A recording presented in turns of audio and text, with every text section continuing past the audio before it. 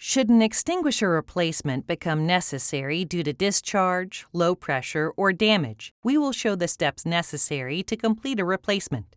First, confirm that the part number of the replacement extinguisher matches the one that is currently installed.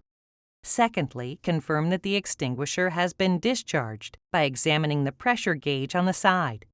If the unit has not been discharged, it is important to follow the steps in sequence, as failure to do so could result in injury to personnel.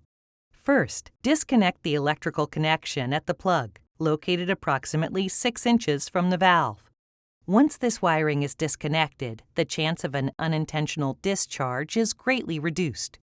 Using the appropriate wrench, remove the 3/4-inch main hose from the extinguisher valve head. Locate the extinguisher safety plug, which should be screwed into a retention port on the mounting bracket. Remove the safety plug from the mounting bracket, screw the safety plug into the valve outlet port, and tighten with a wrench. The extinguisher is now safe to handle and can be removed from the mounting bracket. Using the correct wrench, loosen the retaining nuts on the mounting clamps until the cylinder can be safely removed. Note that it may require a second person to complete this operation safely.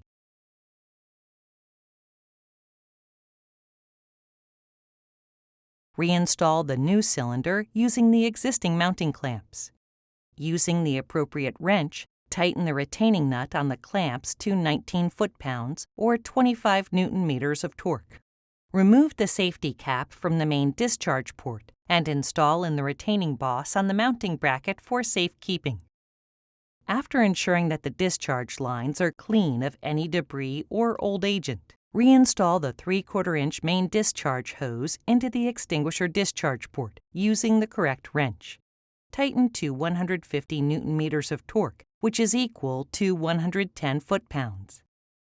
Verify that the extinguisher is still fully charged by confirming that the pressure gauge needle is within the green range on the gauge. Remove the electrical plug cap from the electrical connection and reinstall the cap on the old extinguisher for safe shipping. Connect the extinguisher firing connection to the vehicle interface plug. The system is now, once again, fully operational.